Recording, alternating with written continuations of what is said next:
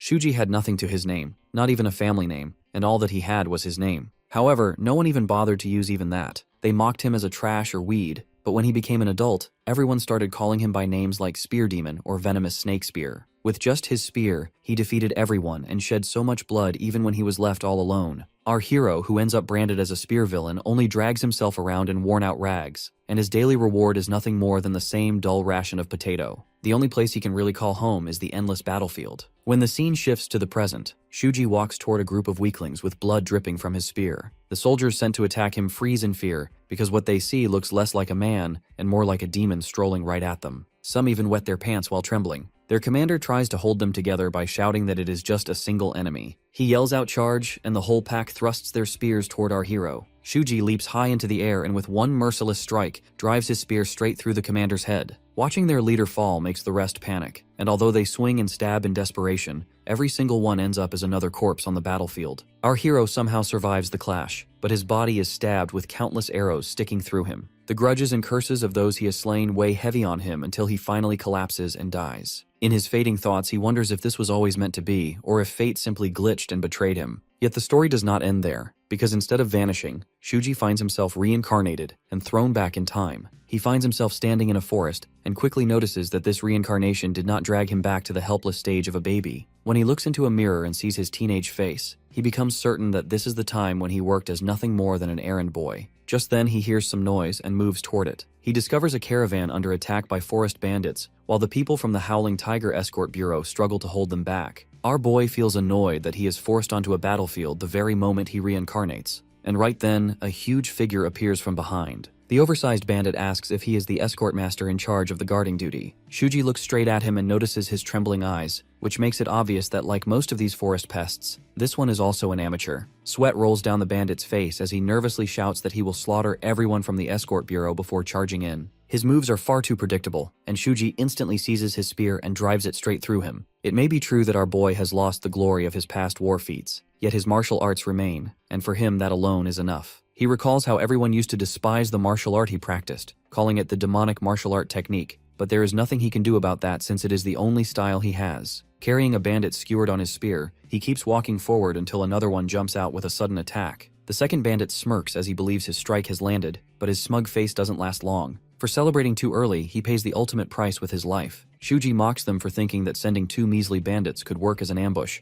and without hesitation he adds this one to the end of his spear as well. After he skewers the bandits onto his spear like chicken barbecue on a stick, he finally feels the heavy weight of the weapon perfectly befitting his taste. When he hears the name of the bureau, it drags his mind back toward the old days. As he calmly walks through the cluster of bandits, every single one of them grows uneasy and nervous at his sight. Just then, a huge guy steps forward and loudly declares that he is the leader of these forest bandits. Shuji only gives a simple smile, which pours fuel on the fire of the bandit boss's temper. The furious boss charges at our boy with a wild slash, yet when Shuji easily dodges it, he mocks him for acting like a cowardly rat who can only run. Our boy gives the big guy credit for carrying such a muscular body, but then ridicules him by saying that this is all he has to show. After that, he answers with a single sharp strike, and that alone is enough to put down the so-called muscular boss for good. The scene sends cold chills up every bandit's spine, and more than a few of them collapse on the ground in terror, calling our boy a merciless monster. Meanwhile, the only remark Shuji makes is that his spear still feels annoyingly light. To fix that, he calmly adds a third barbecue piece onto his spear. This horrific sight drives the bandits into complete panic, and they scatter while screaming that they have just witnessed a monster. At this very moment, the spear demon has returned once more to this world, and in the eyes of the fleeing bandits, there could be nothing more terrifying than such a monster standing right before them. Our boy makes his way toward the battlefield, where the escorts are still struggling to defend against the bandits. For a short while, they seem to have the upper hand, until another oversized, muscular bandit suddenly barges in and tries to act like a hotshot. He loudly declares that he will show these bounty hunters their proper place. While he clashes with the escorts, the lingering demonic spirits of his fallen comrades whisper to Shuji. They tell him that the man's name is Ego, and that he once stood as their boss. They even beg for their old leader to come along and join them in the afterlife. Shuji asks if this brute is truly their stronghold leader, and the demonic spirits confirm it while once again urging him to take the man with them. Our boy gladly grants them their wish without hesitation, ready to devour the bandit ex-boss whole. As Shuji calmly steps forward toward him, the spirits echo louder and start calling out his name, Aiko. The bandit's ex-boss clearly hates being called like that, but before he can even raise a proper complaint, our boy smashes him to the ground. Fear consumes the ex-boss when his eyes fall upon the corpses of his allies still hanging on the spear, and the terror only deepens as their voices repeat his name and demand that he join them in death. The man breaks down crying real tears, and the only thing he sees in front of him is a walking demon. When the spirits chant Ego's name for the third time, a strange demonic power erupts from Shuji, and a claw of darkness slashes across, cutting the bandit's throat as the spear swings. Whenever a name is called 3 times in this way, Shuji can send a soul directly to the underworld. That is exactly what happens to Ego as he is dragged screaming into the afterlife. Our boy then thinks about how long it has been since he last used this cursed skill, and with that thought he sinks into old memories of the time when he was tossed into a dangerous scouting mission just because he was still a rookie. His hands end up torn with cuts and dripping blood as he barely manages to climb a steep cliff while putting his life on the line. He recalls with bitterness how he was scammed by those who promised that if he just enrolled in the army, his starving days would be over. Yet here he suffers in the very same way he once did when living as a slave. Stopping near the edge to catch his breath, he tries to steady himself. When he rises again, he suddenly senses a strong dark aura swelling from behind. He spots a looming shadow when he peeks over his shoulder. The shadow has glowing red eyes, and the terrifying sight nearly scares the crap out of him. His mind scrambles, wondering if it is a tiger or some restless ghost, but he forces himself not to look and starts walking away as fast as he can. He tries to escape with the thought that this is something he was never meant to see, and panic eats at him as he tells himself he does not want to die so early, at least not before managing to get himself a wife. His inner voice screams at him with all its might, warning him not to turn around no matter what happens. Then out of nowhere, a voice calls from behind, asking him what he truly plans to achieve after struggling so miserably all his life. The creature in the shadow ridicules his existence, saying it is no better than some crawling bug. After mocking him, it persuades him with an offer to gamble, promising him a chance to throw away this pathetic life once and for all. Shuji finally dares to look back and demands to know how he could trust such words. The figure in the shadow, who seems like some old geezer hidden in darkness, remarks that the boy has some nerve to talk back like that. With a grin, he asks the boy for his name, and when Shuji tells him he is Shuji, the old geezer still looks dissatisfied and presses him to answer again. Our boy tells him again, but the geezer asks him again, and this time he shouts out his name as his irritation grows. After the demonic-eyed geezer hears the name for the 3rd time in a row, he closes the distance in less than a split second and lifts the boy up with a single hand. The boy becomes worried because he could not even see the geezer move, and now he finds himself getting choked. The geezer takes him as his disciple without bothering to give him an option, and tells the boy that if there is someone he wants dead, he only needs to have their name called 3 times. If he does just that, then no matter what the answer will be, he will succeed in murdering them. That day, Shuji gets blessed with demonic powers from his master, who is seen as the image of evil in the martial arts world, and is infamously known as the blood demon Kofu. Snapping back to the present as he walks while brutally killing every single bandit, he notices one strange thing. Apparently, his mind feels clearer than ever before. He thinks about the demonic power given by Kofu, and remembers that the gift was incomplete, and that the roots of the power were meant to sink into his bones and cloud his mind. For some reason though, he now feels fresh and clear instead of dulled like he was supposed to. Focusing on his body, he wonders what has changed, and it does not take long before he realizes that the Miao tribe breathing technique has something to do with it. He learned that technique as a child long before he joined the army. He becomes certain that this breathing method is what keeps his mind intact and preserves his calm and clarity, rather than the fog that should have covered his mind. Kofu had warned him that until he mastered the demonic power, he would not keep his sanity, and now that he has, he smiles with a quiet sense of achievement and wonders what expression his master will make when he learns of this. Just then, the bureau members approach from behind, offering their thanks for saving them from such a dire situation. Their commander Shu Aika, the Tiger Pit sect's first-class escort, fixes her gaze on him with a nervous expression. She had watched him mow down those bandits one after another without even pausing for breath, and his presence alone feels suffocating. Not wanting to let go of such a powerful ally,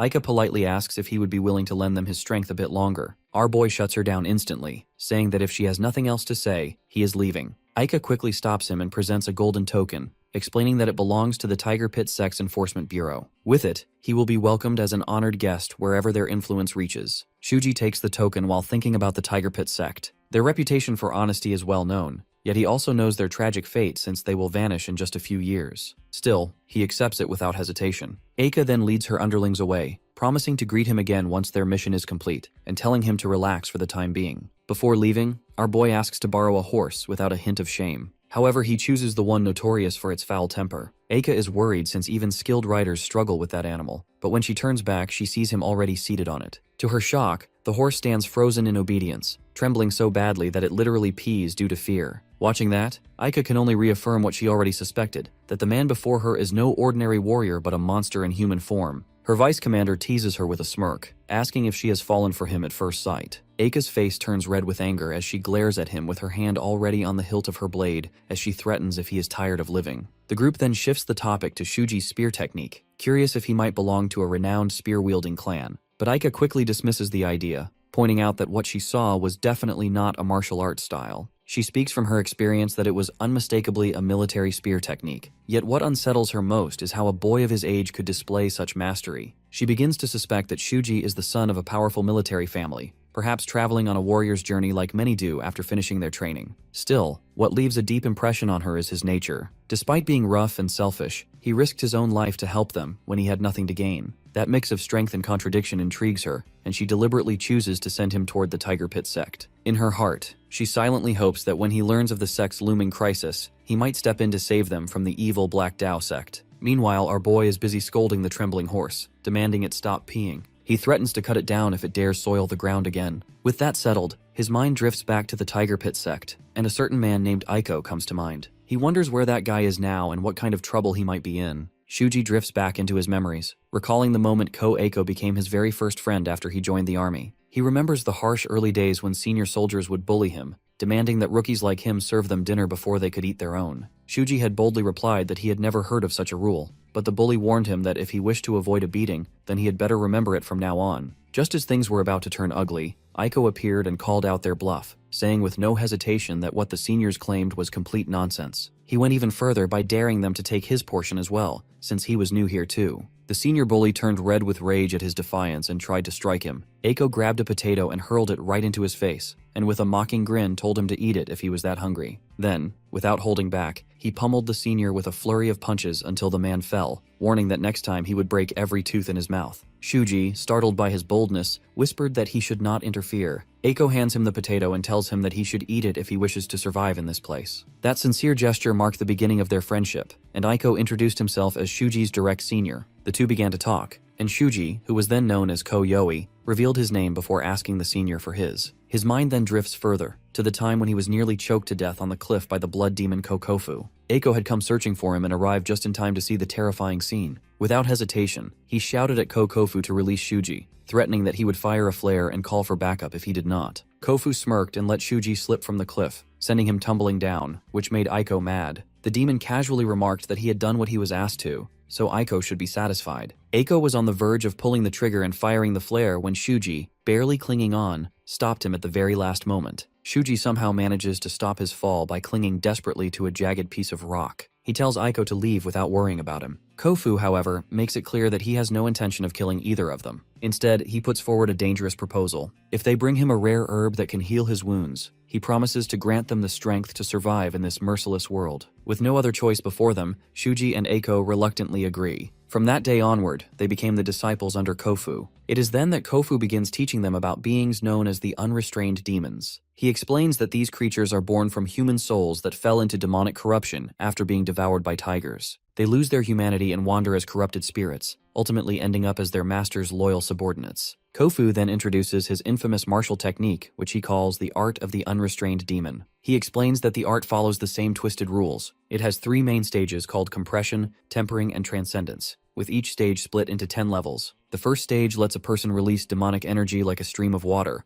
while the second stage turns blood into venom. Their master calmly adds that he now stands at the 4th level of the final stage, where the ideas of good and evil no longer mean anything to him. After filling their heads with this nightmare knowledge, Kofu finally makes his demand clear. He orders them to set out and bring him the herb he wanted in exchange for his teachings. Their master then reveals the name of the herb called the 100-Year Snow Ginseng. Aiko argues that such a treasure is way beyond their reach, and asks if their master can at least help them by opening the core channels that let chi flow through their bodies, which are called the Ren and Du meridians. To their surprise, Kofu agrees. Aiko quickly suggests that Shuji should go first. He tells our boy to open his meridians and head out to gather the required herb, while he himself will pick herbs until it is his turn. To make his plan sound more convincing, he jokes that going second is always the harder job. Shuji accepts the idea without suspecting anything and sets off. The story then shifts to his return, where he staggers back with his body full of arrows. He looks like a walking pincushion, yet he somehow gathered every single herb. With hope that things will finally work out, he drags himself to their master's place. What he finds freezes him in shock. Kofu's head lies far from his body, and the one who murdered him is none other than Aiko.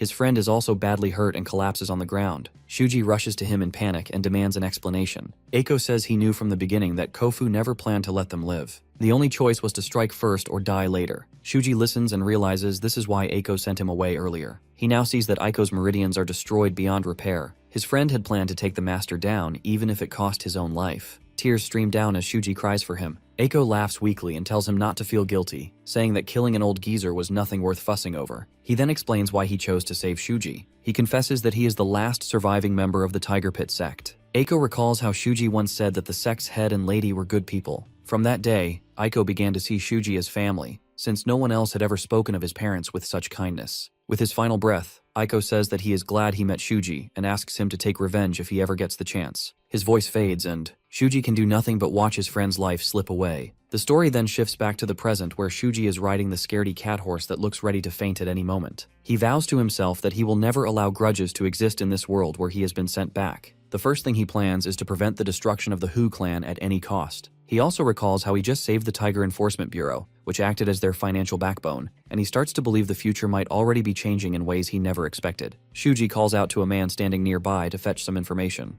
The chubby man grows angry at being addressed so casually and tries to strike him, but Shuji grabs him by the skull like he is nothing more than a melon and tells him to start talking. Shuji asks if the manor belongs to the Tiger Pit sect, whose leader is Kogenan and whose lady is Shagien. The frightened man admits that everything Shuji says is correct. Shuji then asks if their son is named Aiko. The beaten man denies this. Shuji begins to wonder if going back in time has changed reality, though much of it still matches his memories. To make his warning clear, he grabs the man by the collar and says that if he finds Aiko alive in the sect, he will return and beat him again just for fun. The man panics and quickly explains that everything Shuji says is right except for one detail. He insists that the leaders of the Tiger Pit sect do not have a son at all. Instead, they only have a daughter. On hearing this, Shuji is struck with shock. He realizes the painful truth that his friend Aiko was actually a woman, even though he always treated her like one of the guys. This revelation leaves our boy stunned, and he refuses to believe what he has just heard. Later, he still struggles to believe that Aiko is truly a lady. To be absolutely sure, he thinks he can definitely sneak into the Tiger Pit sect if he shows them the golden token,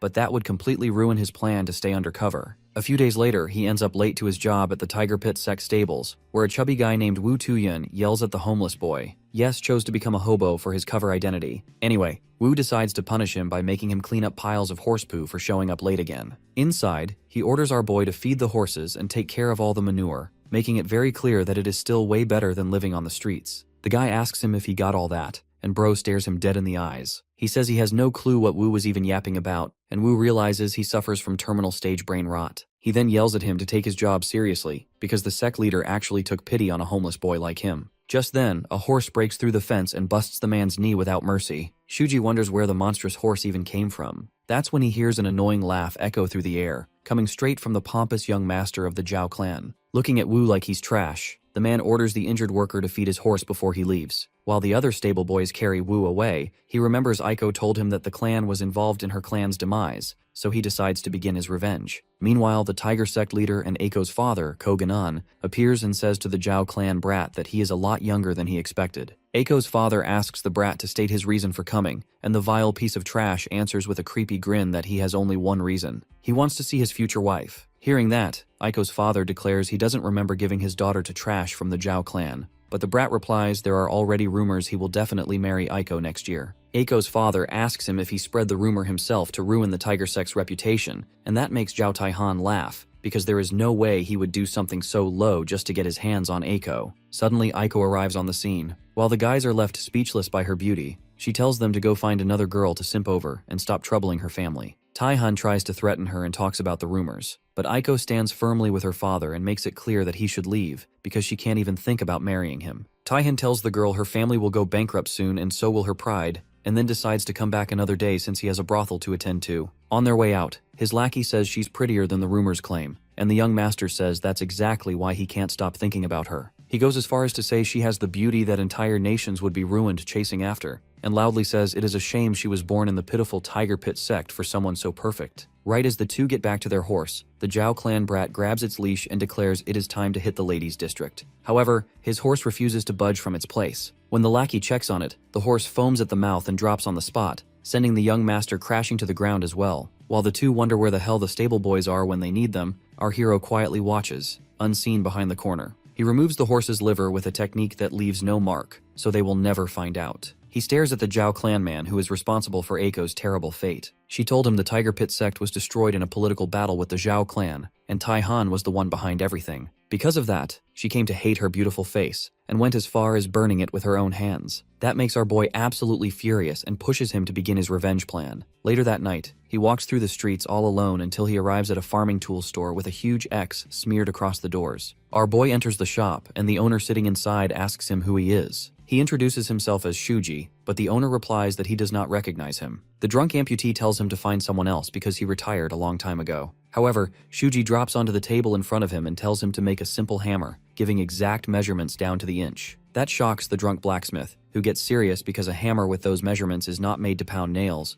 and Shuji coldly says he never claimed he was going to pound nails with it. The man then asks if he wants anything else, and our boy tells him to make a custom spear as well. Hearing that, the man slaps a weapon at his left and says he will need a day to sharpen the blade of his masterpiece. Our boy asks if he has anything small and sharp too, so the owner smashes the table our hero is sitting on, revealing it is filled with steel spikes. He says he will take them all and come back to pick everything up later, but the owner questions whether a homeless boy like him can actually afford it. He confidently tells him to try him, so the man asks if he can bring his dead daughter back and touches him, thinking he is a ghost. After making sure he is not a ghost, the man tells Shuji with tears in his eyes that he will surely be satisfied if he can slaughter the bastards from the Black Dao sect who killed his daughter. Our hero easily accepts the request, so the man double-checks if he realizes what the Black Dao sect is, but our boy states there is no need to know who they are since he is about to erase them from history. Having said that, he then asks the blacksmith if he has any poison and some work clothes. The crippled man questions him if he thinks absurd things like that actually belong in a blacksmith shop,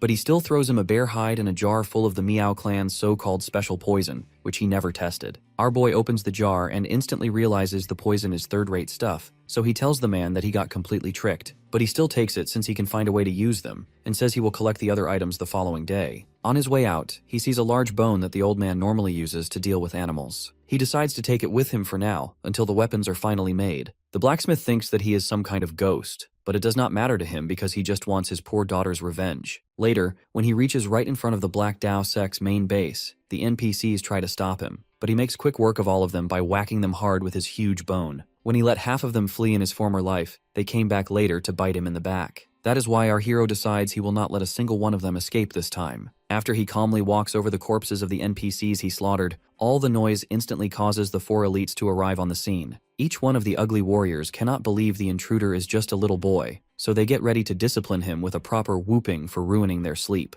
Thinking he is just some ordinary brat, the Elite 4 attack him, but to their surprise, not a single one is a match for him. He deals with the first guy by kicking his nuts straight up. Then he uses his fingers to gouge out the eyes of the second one. Seeing this, the other 2 dash toward him, but he quickly kills one of them by throwing the long bone right at his chest. After that, he finishes the third one, but the last one shouts that he will surely make him suffer badly. Our boy finds it hilarious that the thieves are all mad when someone is stealing from them. He asks why the guy is getting frustrated over such a little thing, because he is going to steal each and every single thing from them anyway. Seeing that, the bald guy is terrified and wonders who this monster even is, because he has never seen someone fight so ruthlessly. He thinks the boy is a monster because he killed everyone in the Black Dao sect with nothing but a horsebone. Seeing him in action makes him feel a shiver crawl down his spine, but he musters up his courage and decides to strike him anyway. But our boy sends him flying in a single clean hit. Half dead, the bald guy weakly asks who he is and who sent him. He tells him the blacksmith has sent him to kill all of them. Hearing that, the bald guy is shocked that they were destroyed simply because a crippled blacksmith sent a hitman after them. Then he delivers the final strike with his massive bone, and after completely wiping out the Black Dao sect, our boy leaves and thinks to himself that now the payment for the weapons should be covered with the 4 elites' deaths. The scene shifts to the Black Dao main building.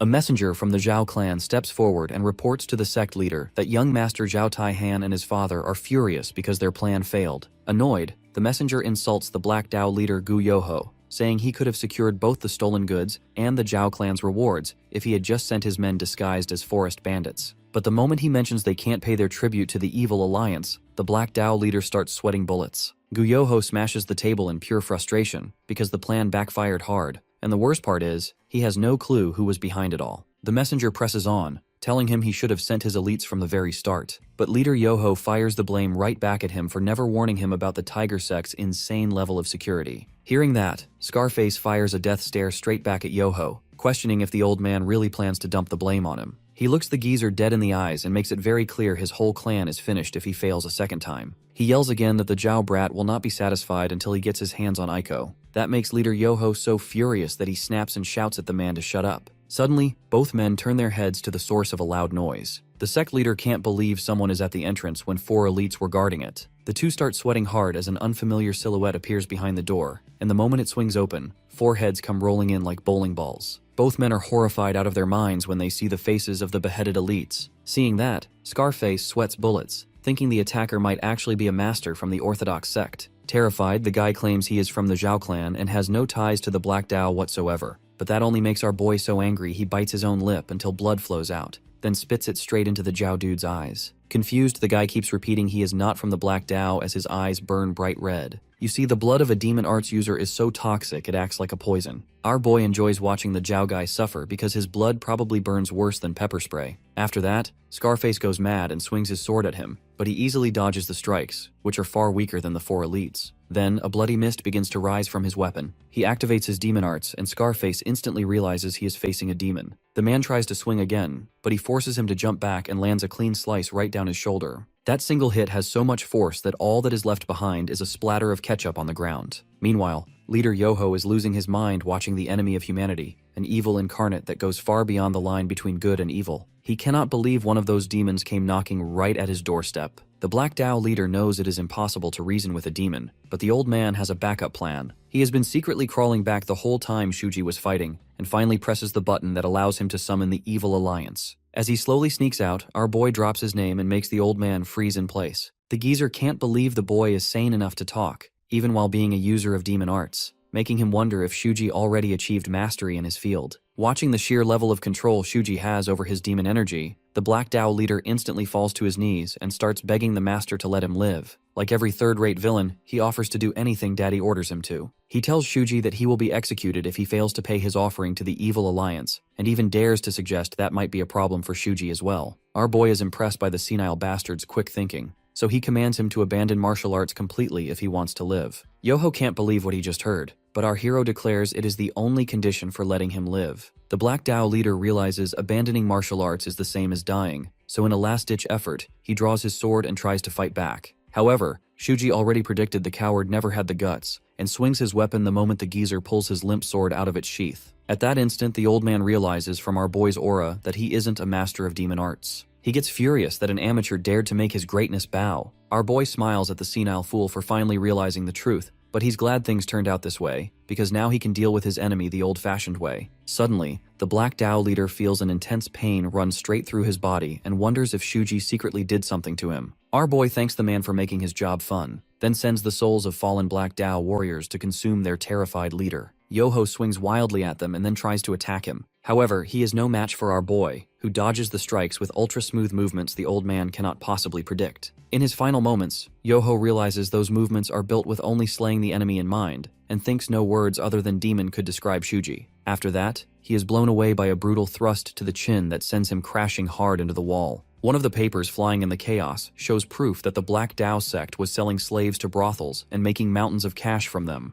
The old man begs for his forgiveness, but Shuji questions how many poor souls begged him the very same way. With that, he sets the geezer's robes on fire and brings down his bone of justice to paint a second bloody painting on the floor. After that, our hero consumes the soul of the Black Dao sect leader and gets excited about finally obtaining a truly useful one. Just then, he hears faint voices outside the room. As soon as he steps out, he comes face to face with a group of armed men who get ready to fight, and he realizes there is a long and gory night waiting ahead of him. The next day at the Tiger sect, Wu tells the stable boys the good news that the entire Black Dao sect was exterminated and their main building was burned straight to the ground. He explains that the Tiger Pit was knee-deep in debt to them, so now that those pieces of trash are gone, there is no debt left to pay back. The stable boys gain respect for the unknown hero who was behind it all, while Wu yells at our boy asking if he is finally done cleaning out the horse poo. Looking at his cold face, the fat guy starts spitting out disrespect, and our boy even considers shutting him up with his gold token. However, he decides to hide it until the Zhao clan issue is solved, and instead lets Wu punish him in any way he wants. At that moment, a soft voice telling the fat man to stop comes from the entrance, and our hero is blown away when he sees the familiar face appear. He still struggles to believe just how prettier Aiko has become as he compares her face from his previous life. She lectures the fat guy to be patient with the new recruit because he is just a kid. The fat guy argues that he will probably run away after working a short while,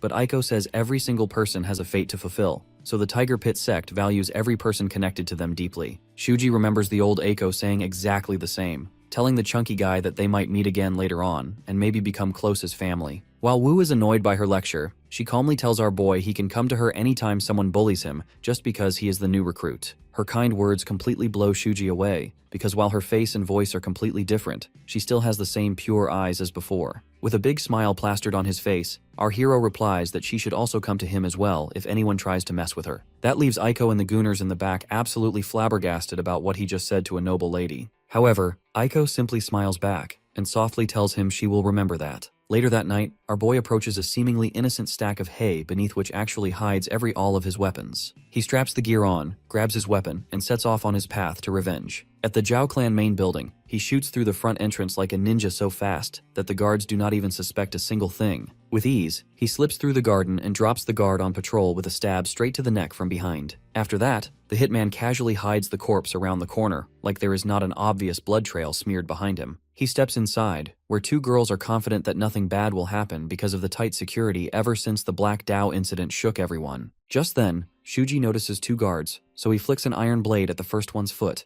and it buries into his soul. While the man screams in pain and stumbles, Shuji walks in through the front door like nothing happened, and then knocks him out flat for good measure. Seeing the guy sitting around, the other guard chowing down on dry bread gets annoyed at the idiot who keeps slacking off. He gets no response, and that makes him so mad he power walks forward to beat some sense into his lazy comrade, who turns out to be Shuji in the guard's uniform. But before he even gets close, blood starts flowing from his eyes, and the man drops dead right there on the spot. When the other guards get close, they realize he was poisoned, so they decide to interrogate the chefs and lock the building down. Turns out, this is not even Shuji's final form, since the entire thing was just warm-up for him to test out the gear the blacksmith carefully gave him. With that done, he decides it is time to delete the name of the Jiao clan from history. Deeper in the HQ, a guard complains that the excessive security after the Black Dao incident feels like an overreaction, and his buddy agrees. But right then, our boy makes an explosive entry through the paper doors, and tears straight through their necks before they even realize what just happened. As he climbs up the stairs, a guard sees him in uniform and asks him to explain the noise below, because the master is sleeping.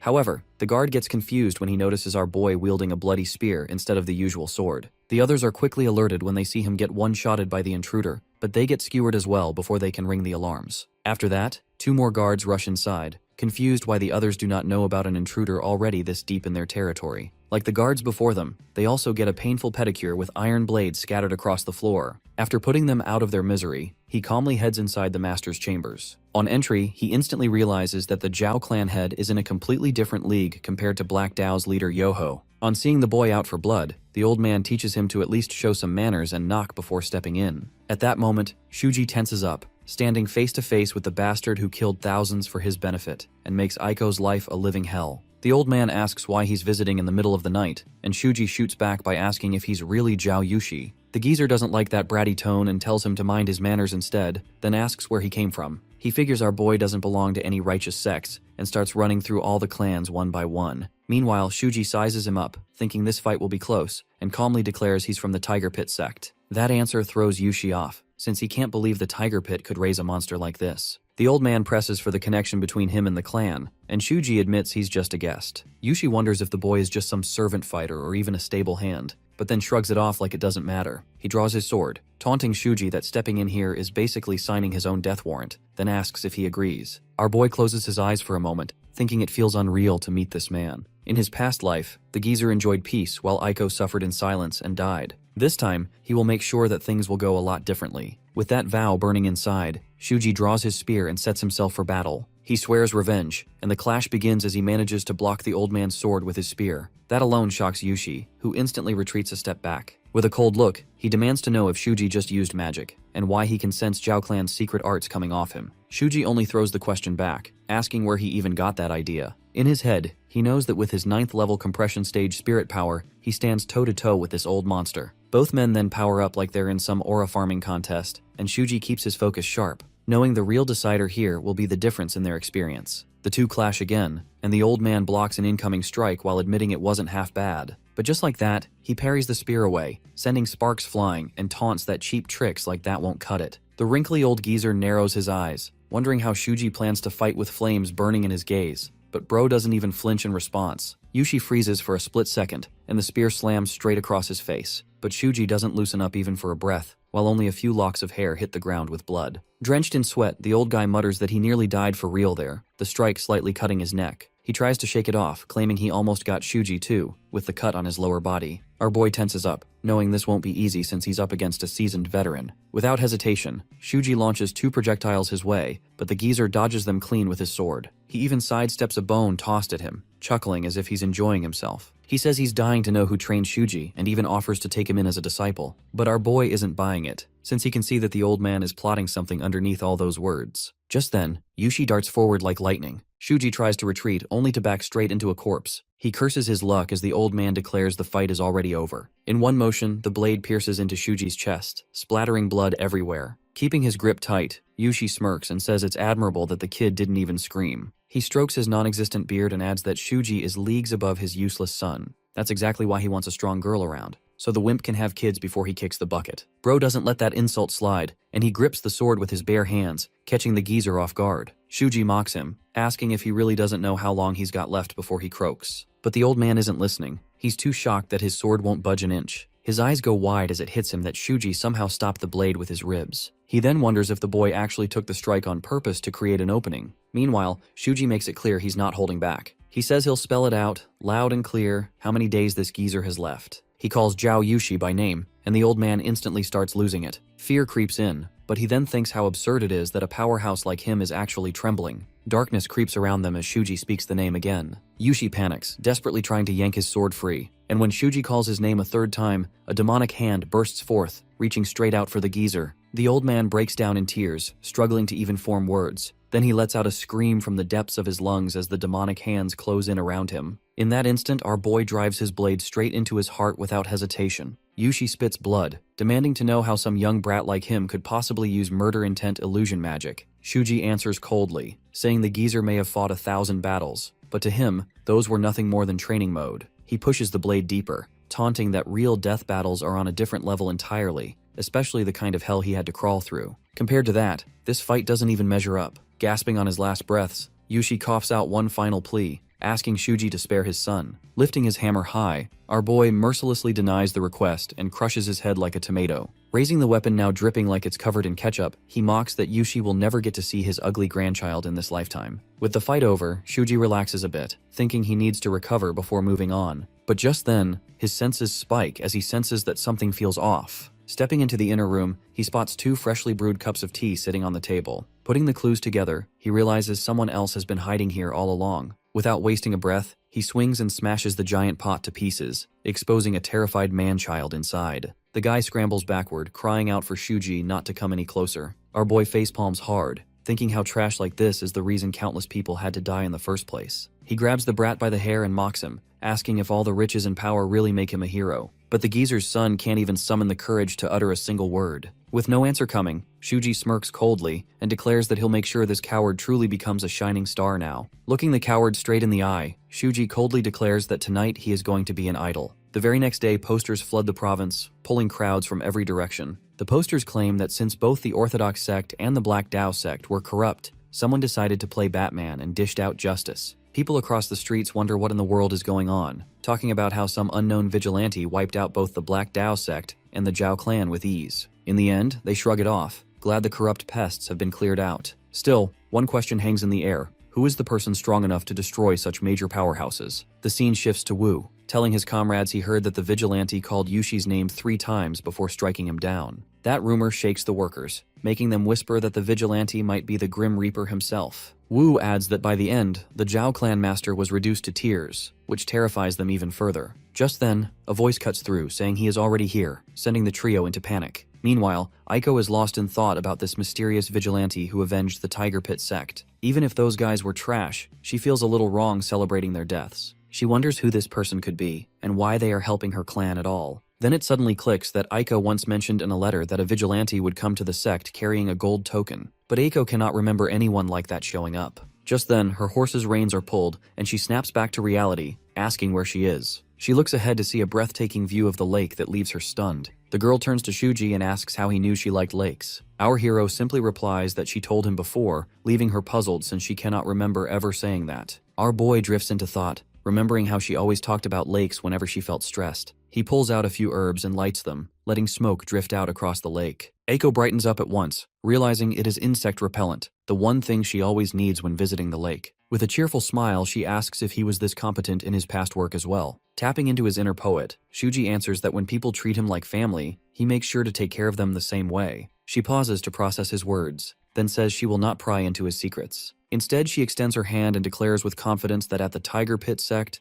everyone is family. That declaration sends Shuji into another flashback of the final moments he once shared with his comrade in his past life. Back then, Aiko revealed she was the heiress of the Tiger Pit sect, and our hero told her before that the master and his wife were good people. From that point on, she began seeing him as her family too. Just then, a loud voice cuts through, calling out to the heiress who is holding hands in public. The walking Big Mac frantically shouts that the escorts have returned. Hearing that, she lights up with excitement, while Shuji is left standing there hanging. Tugging the reins of her horse, she quickly apologizes for cutting the talk short and invites him to the feast later that night. With that, she dashes off while Wu chases after her, calling for her to wait. Watching them disappear, our boy finally smiles to himself and admits this life is not bad either, while Wu continues running after Aiko in the background. Time skips to the banquet, where everyone raises a toast for the mysterious hero who ended up saving them. The master orders everyone to drink until they cannot drink anymore, causing a wild uproar across the entire hall. Our hero is peacefully enjoying his food, but just then, someone suddenly places a heavy hand on his shoulder. Wu and his gooners demand to know exactly how he got so close to the young lady. Annoyed, Wu gets impatient and even takes away all the premium grub until Shuji finally spills the beans. At that moment, Aiko shows up and angrily asks the idiots if they are seriously trying to bully Shuji like before again. The bullies instantly come up with excuses as they feel her cold death stare penetrating from behind. She finally gives up on them,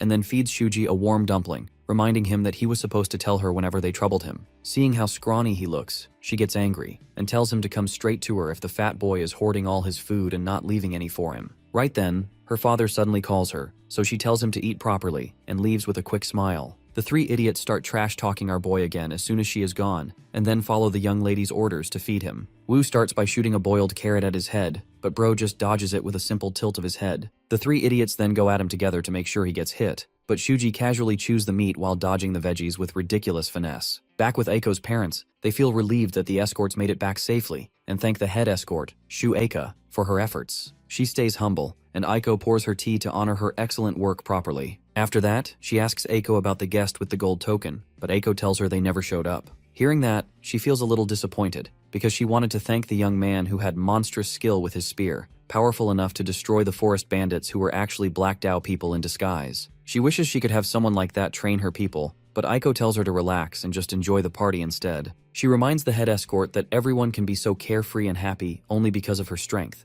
so the lady decides to indulge herself in the special drink. However, that is when she notices a commotion in the distance and spots the same spear-wielding boy from back then. But our boy quickly signals her to keep her trap shut, and just one sharp stare from him is enough to send the message that he does not want her revealing his identity. The three idiots try to jump him again, but suddenly, a grumpy man tells them to time out and stay quiet while he is enjoying his food. That makes Wu furious, and he tells the homeless-looking dude to be thankful the sect is even letting hobos like him eat here. Hearing that insult, the guy decides to teach Tubby a proper lesson in respect. But before he can, our boy steps in before the man does some permanent damage. Mr. Homeless is impressed and tells him he has a bright future ahead with his surprisingly good skills. Then, he orders the greasy Big Mac to thank the little boy properly for saving his life, and walks away without another word. With that, he loudly announces that he is very glad to dine at such a fine banquet, but he feels bad that everyone has to drink cold drinks on such an occasion. After he offers to warm them up, he casually places his fingers on the table and uses some sorcery to heat up all the drinks. However, he warms them up so much that they instantly turn to steam and evaporate in seconds. The hobo flashes a cocky grin as everyone stares in complete shock at his ridiculous master-level power control. Aiko's father asks the man who exactly he is after seeing that, so he drops the disguise and reveals he is actually a debt collector sent from the Evil Alliance. Asserting dominance on the Tiger Pit Master, he proudly introduces himself as Goryu,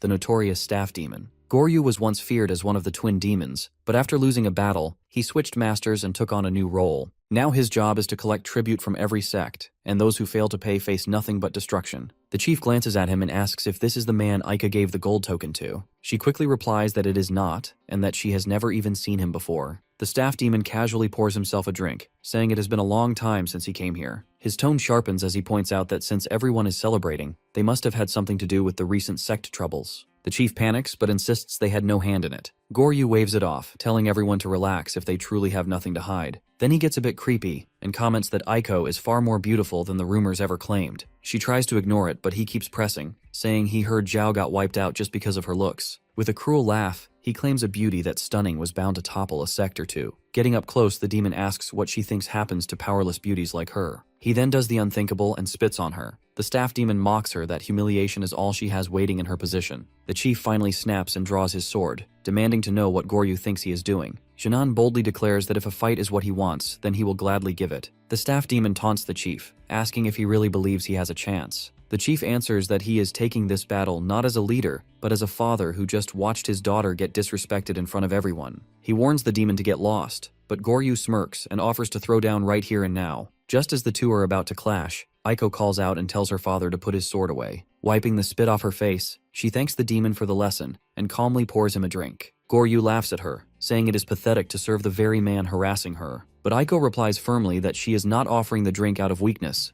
only out of respect for a martial arts master. He gets cocky and asks if she's mocking him, that he is some mighty warrior throwing his weight around. She calmly says she's only speaking honestly and pours him another drink. Goryu bursts out laughing, then joins his hands together. He offers a fake apology to the chief for disrespecting his daughter, telling him to put the sword away. He leans in and whispers to Jinan to play along, since he's trying to save his face. The chief reluctantly complies and sheaths his blade. The staff demon strolls off, calling Aiko sharp and joking that he might make her his wife. Then he pauses, as if remembering something crucial. Turning back, he says he cannot leave empty-handed, which makes the chief uneasy. The staff demon drops the act and says he does not care if the sects were smashed, he still needs the tribute paid. Closing the distance, he coldly demands that the chief return the kind gesture he made earlier. Jinan shoots back, asking if the demon is extorting tribute from them now. Goryu tries to laugh it off, but the chief fires back with a question of his own, asking if he plans to collect from the Namgung clan too. That rattles Goryu, and he says that he'd die trying that over there. Then he remembers the Tiger Pit sect recently got rich, and suggests they hand over condolence money instead. The chief asks for time to gather the funds and arrange things. Goryu slams the table and snaps that time is a luxury they don't have. Jinan facepalms hard,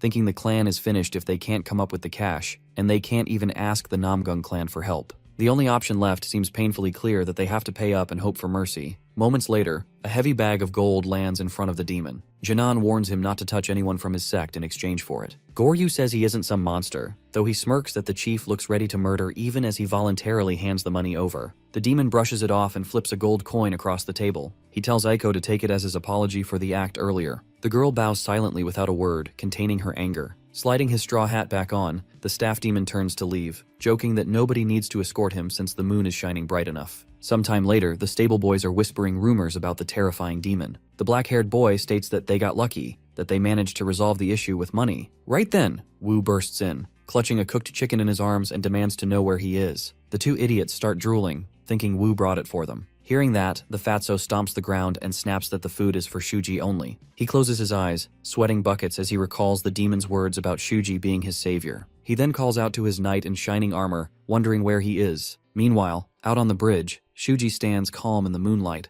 farming aura without a care. Sometime later, Goryu strolls off with his bag of stolen gold, looking pleased with himself, but he then stops all of a sudden. Standing in front of him is Shuji. The demon cracks a grin, joking that for a second he thought our boy was some kind of monster. Recognizing him as the stable hand from earlier, he demands to know why he followed him out here. Shuji keeps silent, which makes Goryu warn him that if he's looking for revenge, he'd better think twice. Since Aiko never bit the bait, there's no revenge for anyone to take. Shuji finally fires back, asking if he ate crows for breakfast, then rushes him head-on, demanding the money back. The demon only laughs, saying the last person bold enough to spit those words was the rogue Night King, 40 years ago. Goryu dodges with ease and swings his staff, forcing Shuji to retreat a step. He pauses to admire the spear in Shuji's hands, asking what it's called. Shuji tells him it has no name. Goryu clicks his tongue, calling it a shame since it's a fine weapon, before revealing his own staff used to be a spear. After the blade was cut off, he started using it as a staff instead, since it was forged from solid black iron. He even jokes that if the blade were still intact, people would be calling him the spear demon instead. That line sets Shuji off.